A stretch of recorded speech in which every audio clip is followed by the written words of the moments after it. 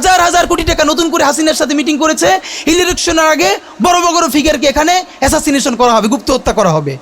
পুরো এখানে ভারতীয় আধিপত্যবাদ এখানে সব থেকে বেশি অ্যাক্টিভ আছে। এখানে আওয়ামী লীগের হাজার হাজার কোটি টাকা, তার সচিবরা, তার পুলিশরা, তার পান্ডারা সব রয়ে গেছে।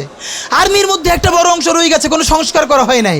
তারা বারবার স্যাবোটেজ করবার চেষ্টা করছে, এই রাষ্ট্রকে, এই সরকারকে ফেল করানোর চেষ্টা করছে। তো আপনি মুক্তিযুদ্ধের পরে যে ৩-৪ বছর এই রকম রাহাজানি হয়েছে, সেটাকে যদি অটকুন দিতে পারেন যে নতুন রাষ্ট্র গঠনের আগে এই ঝামেলাটা হয়, তাহলে এই যে নতুন বাংলাদেশের স্বপ্নের মধ্যে এইগুলোকে আপনি বড় করে মপ করে ফ্রেমিং করেন, আপনি এই জবান যে আপনার না, এই জবান যে দিল্লির জবান, ভারতীয় আধিপত্যবাদের জবান, সেইটা বুঝতে আমাদের পিএইচডি করা লাগে না।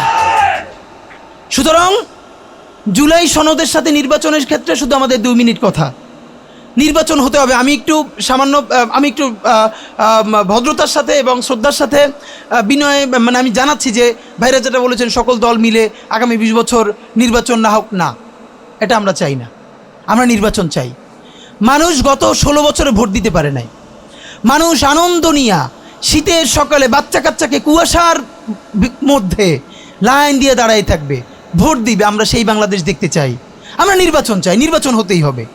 এই নির্বাচনকে বানচাল করবার জন্য দিল্লি থেকে শুরু করে আওয়ামী লীগ হাজার হাজার কোটি টাকা নতুন করে এখানে বিনিয়োগ করছে। নির্বাচন লাগবে। তবে আমাদের প্রশ্ন হলো, সেই নির্বাচনের ম্যান্ডেট হবে কি? এখানেই আমাদের কথা। কোনো ধরনের আপোষ ছাড়াই নতুন নির্বাচন হইতে হবে জুলাই সনদের ভিত্তিতে। এইটাই আমাদের কথা। জুলাই সনদের ভিত্তিতেই নির্বাচন হতে হবে এবং জুলাই সনদের বৈধতা নির্বাচনের আগেই দিয়ে সেইটার ভিত্তিতে নতুন নির্বাচন হবে, যেই নির্বাচনের ম্যান্ডেট থাকবে নতুন সংসদে নতুন বাংলাদেশের জন্য আমাদের রাজনৈতিক দলগুলো মিলে নতুন সংসদে নতুন সংবিধান উপহার দিবে। যেই সংবিধান 72-এর বাকশালী সংবিধান, ফ্যাসিবাদী সংবিধান, যেই সংবিধানের কোনো ম্যান্ডেট ছিল না বাংলাদেশ রাষ্ট্রের সংবিধান করবার, কারণ তারা পাকিস্তান রাষ্ট্রের মধ্যে শপথ নিয়ে পাকিস্তান রাষ্ট্রের জন্য সংবিধান প্রণয়নের কথা বলেছিলেন, কিন্তু বাংলাদেশ রাষ্ট্রের কোনো ম্যান্ডেট তাদের কাছে ছিল না। তারপরে তারা সংবিধান রচনা করেছেন, এরপরেও তারা একটা সেই সংবিধানকে লেজিটিমেট করবার জন্য একটা গণভোট দেন নাই। এরপরে যারা 73-এর একটা ভোট চোরের নির্বাচন দিয়েছে, সেই 73-এর নির্বাচনের ভোটের ইশতেহারের মধ্যেও তারা এই সংবিধানকে তারা লেজিটিমেসি দেন নাই, ইশতেহারে রাখেন নাই। সেই সংবিধানকে যুগের পরে যুগ আমরা বয়ে বেড়াবো, সেই দায়বদ্ধতা তো আমাদের নাই। এবং সেই সংবিধান কেমন ফ্যাসিস্ট সংবিধান করা হয়েছে, যেইটার সাংবিধানিক ভিত্তি দিয়েই আপনি একটা কথা বলতে পারবেন। এই যে সবাই বলে আইনের কথা, বলেন তো পারলে একটা কথা, হাসিনা কোনটা বেআইনি কাজ করছে? না, হাসিনা একটাও বেআইনি কাজ করে নাই। সে সমস্ত হত্যা, গুম, খুন এই সংবিধানের আইনের ভিত্তিতেই করছে। সে এই সংবিধানকে ডাস্টবিন বানিয়ে তত্ত্বাবধায়ক সরকার বাতিল করেছে, যা ইচ্ছে করা তাই করেছে। এবার তো সে তো বেআইনি কিছু করে নাই, কথা তো সত্য। আমার বিএনপির ভাইদের প্রতি শুধু একটা আফসোস লাগে, কারো কারো দেখি 72-এর সংবিধানের প্রতি তাদের কি গভীর প্রেম। যেই সংবিধানের মধ্য দিয়ে বাকশাল এসেছে, যেই সংবিধান গণতন্ত্র হত্যা করেছে। আজকে বিএনপির ভাইদেরকে একটা কথা বলি, আপনারা হয়তো অনেকে জানেনও না। পৃথিবীতে দ্বিতীয় ইতিহাস আছে কিনা মান্না ভাই জানলে বলবেন, আমি ভাইয়ের কাছ থেকে শুনতে চাইব। জিয়াউর রহমান তো একজন সামরিক শাসক ছিলেন। একজন সামরিক শাসক সামরিক ফরমান জারি করে দেশে গণতন্ত্র ফিরেইছে, পৃথিবীতে এই নজির নাই যেটা জিয়াউর রহমান করছেন। আপনারা কি জানেন? এই যে জিয়াউর রহমান গণতন্ত্র ফিরাইলেন, যার মাধ্যমে আওয়ামী লীগও রাজনীতি করার সুযোগ পাইল বাকশালের পর, সেটা কিসের মধ্য দিয়ে? তখন তো সংসদ নাই, সংবিধান তো সংশোধনও করা যাইতেছিল না। কিসের মধ্য দিয়ে? জিয়াউর রহমানের সামরিক ফরমানের মধ্য দিয়ে। পৃথিবীর একমাত্র একজন সামরিক শাসক যিনি ফিল করলেন না, সামরিক পন্থা দিয়ে করা যাবে না, গণতন্ত্রে ফিরতে হবে। এবং দেখেন হাসিনারে এবং আওয়ামী লীগের চরিত্রটাই হলো এইরকম, এর যে একটু ভালোবাসে তার সে হত্যা করে। শহীদ প্রেসিডেন্ট জিয়াউর রহমান শেখ হাসিনাকে দেশে আসার অনুমতি দিছিলেন, সুযোগ দিছিলেন এবং বলছে থাক সবাই রাজনীতি করুক। আসার 1 মাসের মধ্যে জিয়াউর রহমান শহীদ হয়ে গেছে, 13 দিনের মধ্যে। এবার দেখেন এই যে আমরা এখন যারা সবাই করতেছি, সুতরাং এটা একটা বিষ। এই বিষের সাথে আমরা কীভাবে লড়াই করব? জাতীয় ঐক্যমত্য তৈরি করতে হবে। সুতরাং পলিটিক্যাল পার্টি এবং সবার প্রতি একটা কথা, প্লিজ আপনারা বিএনপিকে শতভাগ কর্নার করে দিয়েন না। বিএনপি এই আধিপত্যবাদ বিরোধী লড়াইয়ের জন্য আমাদের একটা বড় শক্তি। এই শক্তিকে এত বেশি কর্নার করা যাবে না যাতে তারা গিয়ে আওয়ামী লীগের হাত ধরে ফেলে। তারা যদি আওয়ামী লীগের হাত ধরে ফেলে তাহলে লড়াইটা তো আমাদের জন্য আরও কঠিন হয়ে যাবে।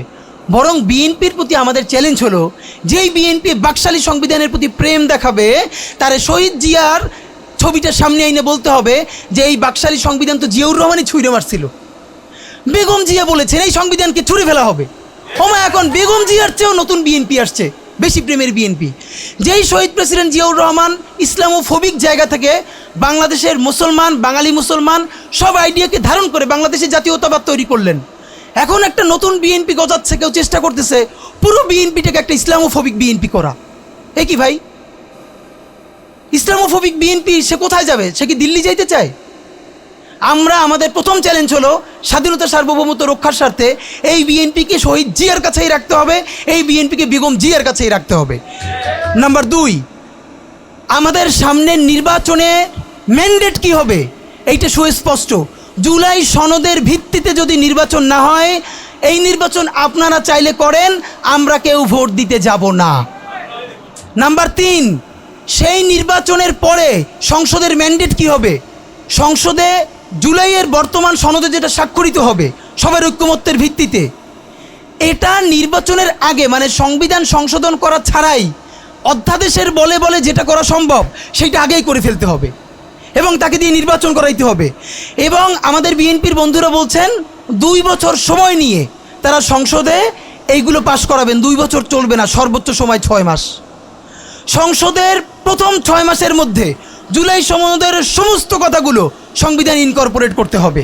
যদি পারেন নতুন সংবিধান করতে হবে, নতুন সংবিধান করতে না পারলে এইটার মধ্যে ইনকর্পোরেট করতে হবে। রাজনৈতিক বিভাজনের ফাঁকে একমাত্র সমস্ত সুবিধা নেবে ফ্যাসিবাদ, ফ্যাসিবাদের শক্তি এবং আওয়ামী লীগ। আমরা আমাদের জীবন থাকতে বাংলাদেশের মাটিতে ভারতীয় আধিপত্যবাদ থেকে শুরু করে আর কোনো বিদেশি আধিপত্যবাদ, হাসিনা এবং ফ্যাসিবাদকে মেনে নিব না। এবং আমরা যদি শহীদ হয়ে যাই, আমাদের সন্তানেরা লড়বে, তার সন্তানেরা লড়বে।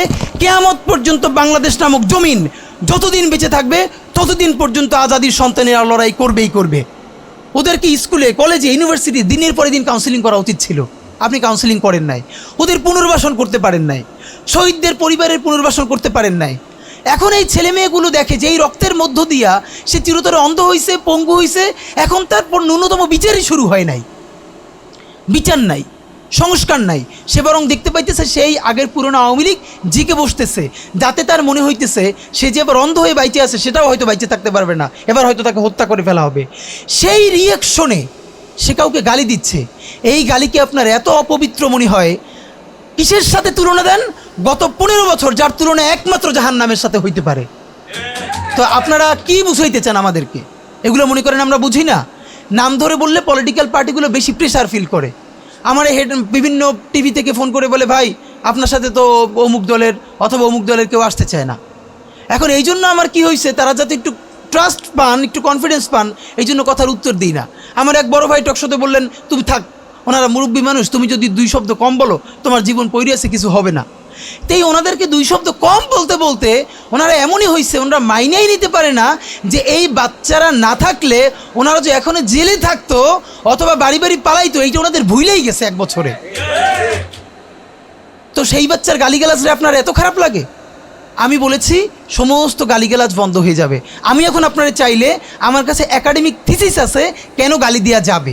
শুধু গালি দেওয়াই যাবে না, এই গালি কেন বৈধ এমনি তো বলা যাবে না, যে একাডেমিক থিসিস আছে। আমি আন্দাজে কথা বলি না, আমি একটা বিশ্ববিদ্যালয়ে পড়াইও। তো এইটা আমি বলতে চাই না, তখন আবার বলবেন যে গালিকে প্রমোট করে। কিন্তু হ্যাঁ, আপনার চোখের সামনে শহীদ রিয়াগোপ এর বুলেটটা ভিতর থেকে ঢুকে এরপরে পিছনের ওয়ালে গিয়ে লিখেছে, সেই ওয়াল 2 ইঞ্চি ছিদ্র হয়ে গেছে। এই রাষ্ট্রের এমন কোনো লিথাল ওয়েপন আর্মির কাছে, পুলিশের কাছে, বিজেপির কাছে ছিল না যেইটা সাধারণ নাগরিকের উপরে এই হাসিনা ব্যবহার করে নাই। আপনার বুকের মানিক আপনার সামনে বসে কলিজা ছিঁড়ে ওয়াল ছিদ্র হয়ে যাচ্ছে, তখন আপনি রবীন্দ্রসঙ্গীত গাইবেন? আপনি কি করবেন তখন? এখন মুশকিল হলো, এই গালি নিয়ে যারা কথা বলে তার কোনো সন্তান শহীদ হয় নাই, তার বাবা মাও শহীদ হয় নাই, কেউ অন্ধ হয় নাই, পঙ্গু হয় নাই, তাই গালি এত বিষ লাগে, আর আওয়ামী লীগরে তার মধুর মতো লাগে। তো এখন আমি সর্বশেষ যে কথাটা বলতে চাই, আপনারা একটা মিডিয়ার ভাইয়েরা কাইন্ডলি চেষ্টা করে দেখেন। এই যে গৃহযুদ্ধটা হওয়ার কথা ছিল, হইল না, তো অশান্তি তো কিছু থাকবেই, আমরা তো রাষ্ট্র গঠন করব। এরপরও তো তুলনামূলক অনেক কম হচ্ছে। কেউ একটা মিডিয়া কেন বলতেছে না 1971-এর মহান মুক্তিযুদ্ধের পর 72 থেকে 75 বাংলাদেশে যেই পরিমাণ মব সন্ত্রাস হয়েছে, যেই পরিমাণ কেওয়াস হয়েছে, ইতিহাসে তা আর হয় নাই। তার সাথে জড়িত ছিল কারা? এই যে মুজিব বাহিনীর গুন্ডারা। আমার বাবা আমার মা বলেছে মুক্তিযুদ্ধের পরে যে অস্ত্রগুলো জমা দেওয়া হয় নাই, সেই জমা না দেওয়া অস্ত্র থেকে প্রত্যেকটা বাড়িতে বাড়িতে ছিনতাই রাহাজানি। আমার মায়ের আজকে এই কথাটা বলি, আমার মা বলতেছেন আমার নানা একজন সম্ভ্রান্ত আলেম, তিনি যেখানে থাকতেন মুক্তিবাহিনী এবং পাকিস্তান বাহিনী কেউই তাকে কখনো আক্রমণ করেন নাই তার সম্মানে। আমার মা খালারা বাসায় ছিলেন, তাকে পুরো এলাকাবাসী দেখিয়ে রেখেছে। বাট মুক্তিযুদ্ধের পরে আমার মা বলেছে, তখন তার বয়স 16, আমার মা আমার খালা এবং এলাকার অনেক মেয়েদেরকে যাদের চেহারা একটু ভালো ছিল তাদের গায়ে কালি মেখে তারপরে অনেক সময় মাটির নিচে বাংকার বানিয়ে বা বিভিন্ন জায়গায় রাখা হতো তাদের সম্ভ্রম রক্ষা করবার জন্য। এই মুজিব বাহিনীর গুন্ডারা সেগুলো করেছে না? এমন কোনো চিন্তা নেই। ব্যারিস্টার ফুয়াদ ভাই সেদিনকে বলেছেন তার বাবা সে অসংখ্য সালিশ করেছে তাদের এলাকায় যে এই গুন্ডাগুলো মুক্তিযুদ্ধের পর বিভিন্ন জায়গায় ছিনতাই করতো, তারপরে এলাকাবাসী আইনে গাছের সাথে বাইধে রাখতো, এরপর এলাকার মুরব্বীরা আবার সব উদ্ধার কইরা মানুষের কাছে কাছে দিয়ে আসতো। হওয়ারই কথা ছিল একটা নতুন রাষ্ট্র, আইনশৃঙ্খলা বাহিনী প্রতিষ্ঠিত হয় নাই, প্রচণ্ড কেওয়াজ হবে, তারপরে নতুন রাষ্ট্র গঠন করতে হবে, আইনশৃঙ্খলা বাহিনী ঠিক করতে হবে, স্বাভাবিক তো। তাহলে মুক্তিযুদ্ধের পরের কেওয়াজ যদি আপনার কাছে মব না হয়, তাহলে এরকম তুমুল গণহত্যার পরে যখন গৃহযুদ্ধ হয়ে যাওয়ার কথা সেইটা হয় নাই, বরং এখনও এখানে এস আলম